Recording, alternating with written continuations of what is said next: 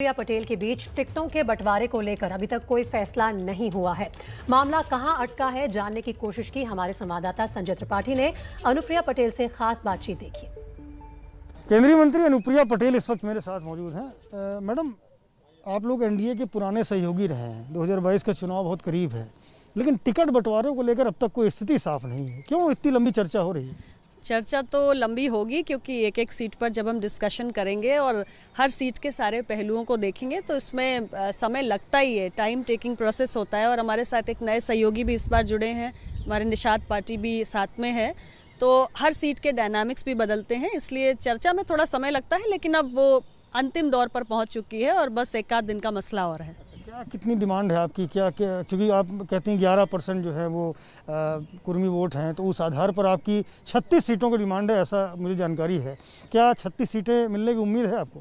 देखिए, ऐसा है, आंकड़ों के संबंध में मुझे नहीं लगता है कि मैंने कभी कोई संख्या दी है, तो कहाँ से ये मैजिकल आंकड़े निकल के आ रहे हैं इस पर तो मैं टिप्पणी नहीं करूँगी। इतना ज़रूर कहूँगी कि हमारी पार्टी पिछड़ा वर्ग के लिए, कमज़ोर वर्ग के लिए, दलित आदिवासी जो समाज का हाशिए पर पड़ा हुआ तबका है, उसके लिए संघर्ष करती आई है।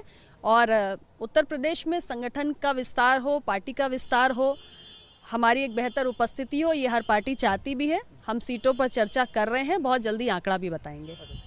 ये बात सामने आ रही कि जब यूपी सरकार के कुछ मंत्री स्वामी प्रसाद मौर्य, दारा सिंह चौहान, ये जब पिछड़ी जाति के नेता हैं, ये टूटकर समाजवादी पार्टी में चले गए। इसके बाद में जो मौजूदा एनडीए के गठबंधन है, आप अपना दल हैं, निषाद पार्टी हैं, इनकी बार्गेनिंग बढ़ गई, ये ज़्यादा सीटों की डिमांड करने लगे।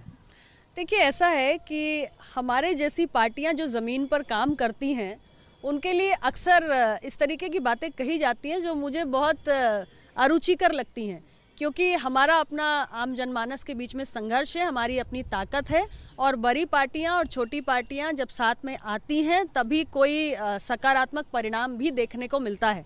अपना दल और भारतीय जनता पार्टी ने मिलकर सरकार बनाई है, तो निश्चित रूप से दोनों दलों की अपनी ताकत है। और रही बात बार्गेनिंग जैसा शब्द हमारे डिक्शनरी में तो नहीं है, लेकिन हाँ, ये ज़रूर है कि हम एक एक सीट पर विस्तार पूर्वक चर्चा कर रहे हैं। और हम दोनों ही पार्टियों ने तय किया है कि विनेबिलिटी ही हमारे सीटों के डिस्ट्रीब्यूशन का आधार है। जहां हम लड़के जीत सकते हैं वहां हम लड़ेंगे, जहां हमारा सहयोगी दल लड़के जीत सकता है वहां वो लड़ेगा। किसी प्रकार की अंडरस्टैंडिंग की कोई कमी नहीं है। आपकी साथी सांसद हैं संघमित्रा मौर्य, उन्होंने अपर्णा यादव की ज्वाइनिंग पर सवाल खड़े किए, कटाक्ष किए। ये कहा कि जब दूसरे परिवार की, दूसरे दल की बहू आती है तो उसका स्वागत होता है, और जब एक बेटी का पिता दूसरे पार्टी को ज्वाइन कर लेता है तो उस बेटी पर सवाल खड़े होते हैं। इसको आप किस तरह से लेती हैं? क्या प्रतिक्रिया है? मैं उनके अपने व्यक्तिगत विचारों पर कोई प्रतिक्रिया देना नहीं चाहती हूँ। कोई भी लोकतंत्र के अंदर किसी भी राजनीतिक दल को ज्वाइन करने के लिए स्वतंत्र है, और जहाँ तक पार्टी अगर किसी व्यक्ति को लेना चाहती है और कोई व्यक्ति इच्छुक है ज्वाइन करने का, तो मुझे नहीं लगता कि इसमें किसी भी प्रकार की कोई प्रतिक्रिया मुझे देने की आवश्यकता है।